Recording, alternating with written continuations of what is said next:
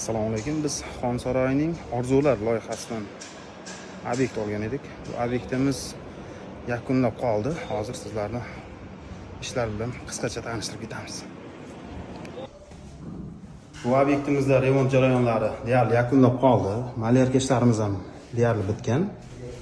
Kafel bilan sizlarni hozir qisqacha tanishtiraman. 70% ga kafel ishlarimiz ham bitib bo'lgan, xudo xolasa. Burchaklarimiz 45 gradus shunaqa akkuratni chaqlab terilgan.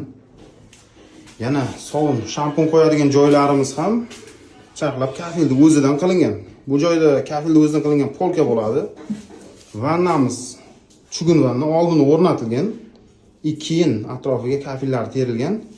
Burchaklarda hech qanaqa vanna o'g'il plyus bo'lmaydi. Faqatgina germetik o'zi bilan akkuratni to'g'rilab qo'yiladi. Bu vannamizda bitgan videolarni ham qo'yamiz. Endigi navbat kvartiramizda mebel ishlariga, xudo xolasa ularni ham muntazam qo'yib boramiz.